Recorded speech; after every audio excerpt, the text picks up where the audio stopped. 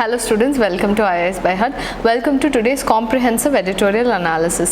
In analysis la ground zero page and editorial page irukku. Editorial page la a few articles are only important. I'll give you the gist of the article. So without any further delay, let's get into today's video. Let's look at the first article of today, the roots of a decentered international order.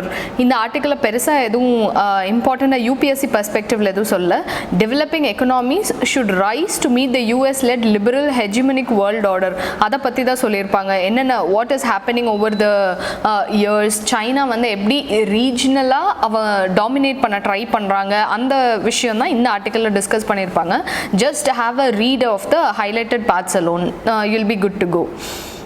Moving on to the next article, steep climb. This is completely a political undertones irukka or article.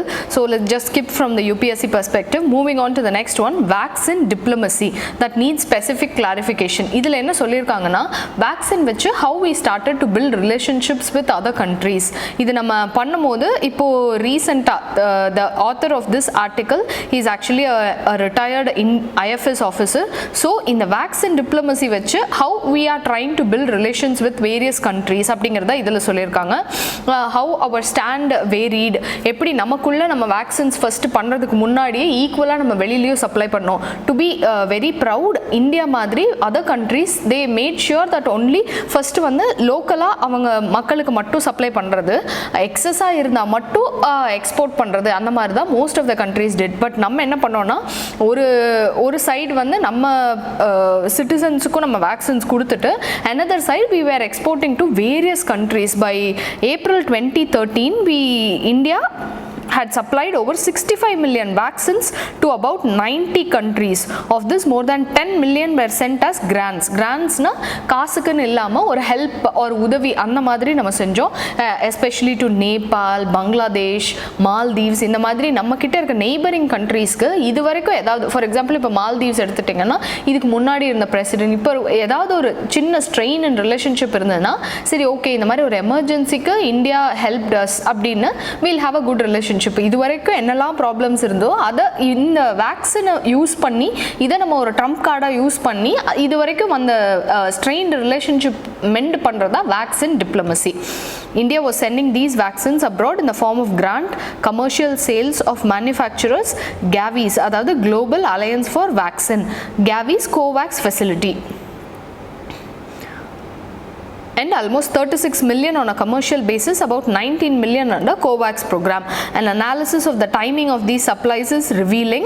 இதை நம்ம பார்த்தோம் அப்படின்னா இது என்ன டைமில் நம்ம அனுப்பியிருக்கோம், அதுவும் முக்கியமாக when countries அவங்களோட இப்போ ஏதாவது ஒரு கண்ட்ரியில் கேசஸ் ரொம்ப ஸ்பைக்காக போகுதா, we'll try and send them in the form of grants few vaccines. அதனால என்ன ஆகும், ரொம்ப கஷ்டப்பட்டு இருக்க சமயத்தில் வேக்சின்ஸ் கொடுத்து ஹெல்ப் பண்ணோம் அந்த மாதிரி இருக்கும். இதுதான் டிப்ளமசின்னு சொல்கிறோம். since we are using vaccine as a trump card, this is called vaccine diplomacy. Vaccine were exported on a commercial basis mainly from end January to February with small number in March. COVAX dispatch was made overwhelmingly in March, though some small supplies have continued in April. So எப்பையில இருந்து நம்ம இதை supply பண்ண ஆரம்பிச்சோம் அப்படிங்கறத இதுல சொல்றாங்க. முதல்ல நம்ம எதுக்கு வேக்சின்ஸ் அனுப்பணும், நம்ம எதுக்கு வேக்சின்ஸ் அனுப்பணும், வேக்சின்ஸ் அனுப்பியே ஆகணுமா, இந்த எல்லா क्वेश्चंसக்கும் ஆன்சர் பண்றது இந்த paragraphல இருக்கு. just have a look at this. I think equitable access to vaccines is critically important in this. equitable na எல்லாருக்கும் equal access இருக்கணும். இப்போ ஒரு வேக்சினை 1 லட்சம் ரூபாய்னு வச்சிட்டோம்னா only rich people can access it. அந்த மாதிரி இல்லாம இந்த மாதிரி ஒரு ரொம்ப emergency for the whole human kind, irrespective of the race, color, creed, எந்த ஊர், country, their social status, their financial status, அந்த மாதிரி எதுவுமே இல்லாம ஈக்குவலா அஃபெக்ட் ஆகுற ஒரு விஷயத்துக்கு இருக்கும்போது then I think everybody should have equitable access to it, because we all know that no one will be safe till everyone is safe. இதுதான் முக்கியமான விஷயம். இந்த கொரோனா வைரஸ்ல நம்ம கத்துக்கிட்ட விஷயம் என்னன்னா, உங்க தெருவில் எல்லாருமே வேக்சின் போட்டாங்க, ஒரே ஒருத்தவர் மட்டும் இன்னும் போடல, அவருக்கு ஆனால் கோவிட் பாசிட்டிவ்னா எல்லாருமே வேக்சின் போட்டதுமே வேஸ்ட், பிகாஸ் இருந்தாலுமே செகண்ட் ஸ்ட்ரெயின் ஸ்ப்ரெட் ஆக வாய்ப்பு இருக்கு. So unless everybody is safe, no one is actually truly safe. India wishes to signal that it is a responsible global power. இது வந்து one of the main aim why we did. ஒன்று வந்து vaccine diplomacy, second one to make sure that we are a responsible country. இப்போ நாளைக்கே வந்து India பாகிஸ்தானுக்கு ஏதாவது ஒரு ப்ராப்ளம்னா what the other countries will do is சரி okay we have a good gesture with India, அதனால நம்ம இந்தியாவுக்கு சப்போர்ட் பண்ணலாம்னு people will take stand with us. அதனால we want to show this that we are a responsible global power which does not self-obsessively think of itself alone. India is the pharmacy of the world. அப்படி இருக்கும்போது instead of just consuming the vaccines or medicines by ourselves, we are exporting most of the medicines. This shows that we are not thinking about ourselves only. Significantly, India has not been shy of comparing its record with that of advanced Western countries. The desire to be a good global citizen can be traced to the objectives resolution. So இங்கே ஒரு parallel draw பண்ண try பண்ணுறாங்க. நம்மளோட objectives resolution which was passed in 1946. It was actually moved by Jawaharlal Nehru. நம்ம இதை படிச்சிருப்போம். அதில் முக்கியமாக அவங்க ஒரு கான்செப்ட் சொல்கிறாங்க. இது நம்ம ஆக்சுவலாக மெயின்ஸு, எத்திக்ஸு, எஸ்ஏ இதில் எல்லாத்துலேயுமே யூஸ் பண்ணலாம். வாசுதைவ குடும்பகம் meaning the whole world is one family. அதனால so whatever someone does it you are doing harm to your own family member மாதிரி தான். ஸோ இந்த கான்செப்ட் எல்லாருக்கும் இருந்தால் people will not fight among themselves, there be no terrorism etcetera. So இந்த concept அப்பையிலிருந்தே it is prevalent in India. We are just trying to reinforce it அப்படிங்கிறத இதில் சொல்கிறாங்க. Foreign policy makers often seek to emphasize a country's tradition of altruism, அதாவது ஒரு எதிர்பார்ப்பு இல்லாமல் உதவி செய்கிறது, an imperative of enlightened self-interest in all people's safety and prosperity lies our own to justify the assistance they give to other lands. அதாவது நம்ம எவ்வளோ தூரம் ஆல்ட்ருவிஸ்டிக்காக இருக்கோம் அப்படின்னு காட்டுறதுக்கு தான் யூஸ்வலாக நம்ம ஹெல்ப் பண்ணுறது. But they have to ultimately justify it to their own people on the basis of tangible short or long term strategic and economic interests. This is particularly so in times of shortages when the welfare of the country's own citizenry is at stake. அதாவது எப்போ வந்து அவங்க நாட்டு மக்களுக்கே ஏதாவது ஒரு resource ரொம்ப கம்மியாக இருக்கோ அப்போ இல்லை எல்லா ரிசோர்ஸும் எங்களுக்கு வேணும், எங்களுக்கே பத்தலை அப்படின்னு சொல்கிறது எனி கண்ட்ரி கேன் டூ. எங்களுக்கு பத்துதோ இல்லையோ நாங்கள் மேனுஃபேக்சர் பண்ணிக்கிறோம், பண்ண முடியலனாலும் பரவாயில்ல, பட் மக்கள் எல்லாருக்குமே கொடுங்க அப்படின்னு சொல்கிறது that is what reinforces the concept of வாசுதைவ குடும்பகம். ஸோ அவ்வளோதான் இந்த ஆர்டிக்கலில் சொல்லியிருக்காங்க. இந்த ஆர்டிக்கல் வந்து ஜஸ்ட் an overview, உங்களுக்கு எஸ்ஸே எழுதுறதுக்கு மேபி ஹெல்ப்ஃபுல்லாக இருக்கலாம். And exiting Afghanistan, the US pull out without any settlement leaves the Taliban stronger. இதை பற்றி நம்ம அடிக்கடி ஆர்டிக்கலில் பேசியிருக்கோம்.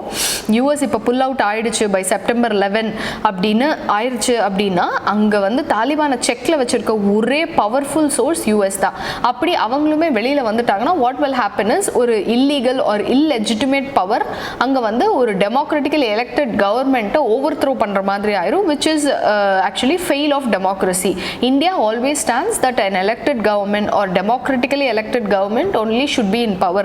We do not support Talibans, though avanga da majority of the places in Afghanistan control pannalume kuda we stand by the minority democratically elected government. Idha India oda stand. idhula vandu இந்த highlighted portions mattum padichukonga, you will get an overall view of the issue. Meth, gold and arms, a force to stop them all.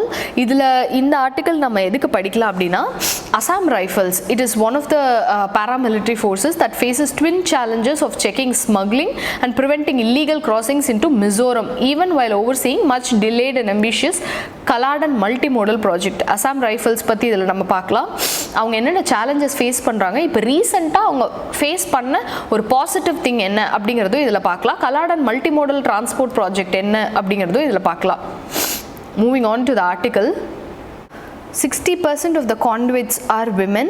Women soldiers are deployed for patrol duties and also at checkpost. இது நம்ம ஆக்சுவலாக GS1 இல்லை GS2ல success stories, அதாவது விமனை வந்து armed ஃபோர்ஸஸில் induct பண்ணுறதுல என்னென்ன positives இருக்குது அப்படின்னா இது ஒரு லைவ் கேஸ் ஸ்டடியாகவே சொல்லலாம். விமனை வந்து இந்த பேட்ரோல் டியூட்டிஸ் அப்புறம் வந்து இந்த ஸ்மக்லிங் கண்டுபிடிக்கிறது அந்த மாதிரி டியூட்டிஸில் போட்டதும் த சக்ஸஸ் ரேட் இல்லைன்னா த ரேட் ஆஃப் ஸ்மகிள்டு கூட்ஸை கண்டுபிடிக்கிறது ரொம்ப அதிகமாக இருக்குது, எஸ்பெஷலி இன் மிசோரம்னு ஹிந்துவில் ஒரு ஆர்டிக்கல் வந்திருக்கு அப்படிங்கிறத ஞாபகம் வச்சு எழுதலாம்.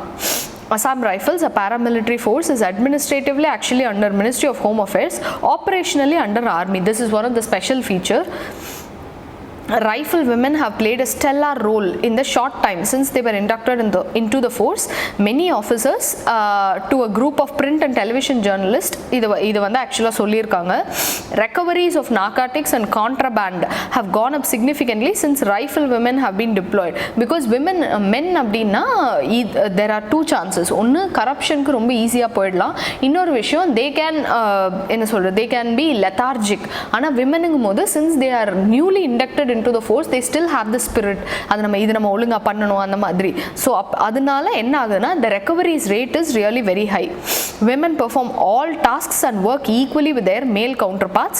Most importantly, they can check women carrying contraband, said the officer. Because இப்போ male officers இருக்காங்கன்னா இப்போ பொண்ணுங்க வந்தாங்கன்னா they cannot check. So they'll become the major carriers. இல்லைனா மேஜராக இதில் ப்ராப்ளம் பண்ணுறவங்களே விமனாக தான் இருப்பாங்க. But while the authorized strength is 2000 rifle women, Assam Rifles has only 200. 200 பேர், அதாவது 1/10, அதில் பாதி பர்சன்ட், அதாவது 10% தான் sanctioned strength இருக்கும்போது இவ்வளோ ஒரு பாசிட்டிவ் சேஞ்ச் நமக்கு தெரியுதுன்னா, if we induct the 2000 required women, then the success rate will be really high. Assam Rifle, as we saw, it faces twin challenge. ஒன்று வந்து to check smuggling, preventing illegal crossings. ஒன்று உள்ள வரவங்களை தடுக்கணும், இன்னொருத்தவங்க அவங்க வரவங்க எதுவும் ஸ்மகிள் பண்ணாமல் வராங்களாங்கிறதையும் நம்ம பார்க்கணும். பிகாஸ் ஃப்ரீ மூமெண்ட் ரெஜீம் அப்படின்னா என்னென்னா விசா இல்லாமல் பக்கத்து நாட்டுக்கு போகலாம், அதாவது மியான்மரோட 16 கிலோமீட்டர்ஸ் வரைக்கும் போகலாம். இதை தான் ஃப்ரீ மூமெண்ட் ரெஜீம்னு சொல்கிறாங்க. 16 kilometers, remember. And then Kaladar multimodal project, it actually seeks to ease India's access to Southeast Asia and to provide an alternate route between Northeast and the rest of India. The project is finally nearing completion. Kaladar multimodal project, நீங்கள் ஒரு நிமிஷம் Google பண்ணி பாருங்கள். It connects Sittwe port in Myanmar and then கொல்கட்டாவில் இருக்கிற ஒரு port. It connects these two places. Drug use and smuggling remain the biggest challenges for Mizoram, which shares the longest border with Myanmar. Myanmar கூட longest border share பண்ணுறது is Mizoram among the 4 northeastern states. Mizoram is a dry state. Cheap and easy availability of drugs is a wild impact, is a very wide. Dry state na inga vandu idu kadiyadu, liquor kadiyadu. Adanaala when people go for other alternative, drugs become their source. Mizoram has the highest percentage of drug addicts. According to data available, 2020 எவ்வளோ cheese பண்ணியிருக்காங்க அந்த data இது. India is a prime market for illicit opiates originating in Asia because we are situated between the Golden Crescent and the Golden Triangle. இங்கே தான் India இருக்குது. Golden triangle அப்படிங்கிறது ஓபிஎம்க்கு ரொம்ப famous, இது வந்து ட்ரக்ஸ்க்கு ரொம்ப famous golden crescent. On June 26, which is observed as International Day Against Drug Abuse and Illicit Trafficking, ஒரு ரீசெண்டாக ஒரு சர்வே நடத்தியிருக்காங்க. அந்த சர்வேல என்ன சொல்கிறாங்கன்னா 27.8, கிட்டத்தட்ட 28% of total drug users in the state came from Mizoram. அதில் ஒரு டிஸ்ட்ரிக்ட்லேருந்து மட்டுமே ஒரு almost 6%. The most alarming fact is most of these people are actually எஜுகேட்டடாக இருந்தாலுமே அவங்களுக்கு வந்து இதோட இல் எஃபெக்ட்ஸ் என்னவா இருக்கும் அப்படின்னு தெரிஞ்சுமே கூட people are doing this. 40 to 45% completed middle school, 40% up to high school, 10 to 15% are graduates. More than 200 million people are estimated to be இது வந்து ஒரு ஃபேக்ட். ட்ரக்ஸ் ரிலேட்டடாக நமக்கு ஏதாவது வந்ததுன்னா நம்ம இதை ஞாபகம் வச்சுக்கணும். 200 million people are drug users or drug addicts in India. In India, about 0.7% is affected by drugs. In terms of percentage of population, Mizoram ranks the highest in India. இவங்களுக்கு already என்ன ப்ராப்ளம் இருக்குது? porous border, இன்னொன்று இந்த smuggling. Assam Rifles conduct anti-drug campaigns to create awareness. Among the states bordering Myanmar, Mizoram is peaceful state where the insurgency ended in 1986. மீதி states still it's going on.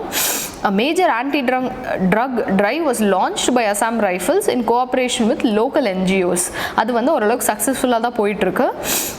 Ruhilo though, which means a war against drugs, was actually launched by the state home minister with 46 Assam Rifles in 3 phases. Anti-narcotic grid has been strengthened by the deployment of women soldiers because women struggle பண்றதுக்கு முடியாது, because these soldiers will be able to check them. using Assam using sniper dogs, அப்புறம் வந்து X-ray machines, etc. Contraband such as gold, gem, teak worth about 52 crore and other miscellaneous items including foreign currency were recovered. Apart from drugs, other major items என்னென்னலாம் smuggle பண்ணாங்கன்னா gold, wildlife, weapons, Indian currency, foreign cigarettes, etc. Gold smuggling Mizoram has become one of the major point illana vanda enna sol major attraction. Mizoram has a very high literacy rate, about 91.2%, but few employment opportunities. So idhula நம்ம என்ன தெரிஞ்சுக்கிறோம்னா literacy மட்டும் இருந்தா பத்தாது, literacy, unemployment, poverty இது மூணுமே இருக்க கூடாது. இது மூணுமே தான் என்ன சொல்றது, it will become hotbed for crimes to rise. ஒன்னு வந்து illiteracy, இன்னொன்று வந்து poverty, இன்னொன்று அன்எம்ப்ளாய்மெண்ட். இது மூணுமே இருக்கும்போது மக்கள் ஹாப்பியாக இருக்க மாட்டாங்க. ஹாப்பியாக இல்லாத மக்கள் என்ன பண்ணுவாங்க, ஸ்டேட் அகேன்ஸ்டாக போவாங்க. அதெல்லாம் தான் இந்த விஷயம். The Kaladan project is a gateway to Southeast Asia. Before the project is completed, we need uplift of the local people. அப்படிங்கிறது அவங்களோட வேண்டுகோளாக இருக்குது. The economic condition and education status is very poor. We need the central government to concentrate on this area. We need to boost the health system. ஃபெப்ரவரியில் ஒரு கூ நடந்ததில்ல மியான்மரில், when the military government overthrew the democratic control, hundreds of Myanmaris including policemen crossed to seek refugee. இந்த மாதிரி பக்கத்து நாட்டில் ஏதாவது problem நடந்ததுன்னா நம்ம ஊரில் refugee crisis becomes very severe. This prompted India to seal all the border points. Despite this, work was on full swing on the Kaladan bridge project. The project has 3 legs. என்னென்னு பார்த்துக்கலாம். From Kolkata to Sitwe. Sitwe is in Myanmar. அப்புறம் ஒரு inland waterway on Kaladan river from Sitwe to Paletwa. And then from Paletwa to Zorinpuri. இதுதான் வந்து 3 projects. Kolkata to Sitwe, Sitwe to இந்த Kaladan river வழியா it is moving towards Paletwa it is moving towards Zonpuri. Okay. So the project was first conceived in 2003 and an agreement was signed in 2008 at an estimated cost of 536 crore. இப்போதைக்கு 536 ல இருந்து 3200 crores வரைக்கும் போயிருக்கு. The cost has gone up to 3200. The project, which opens at an alternative route in northeast Kolkata through Myanmar, also opens connectivity to Southeast Asia. It can be a major push to counter China's influence in the region. As of now, the work is about to complete. இதை complete பண்ணால் there will be a bigger change அப்படிங்கிறது தான் இவங்களோட hope.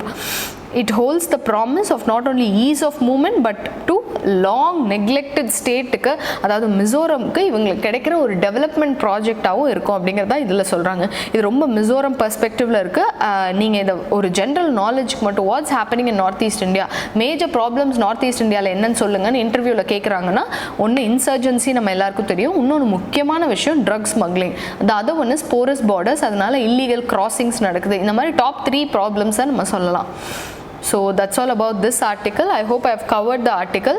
You will be given this highlighted PDF in our blog. You can find and check it there. That's all for today's news. Tune in tomorrow for tomorrow's editorial. Thank you.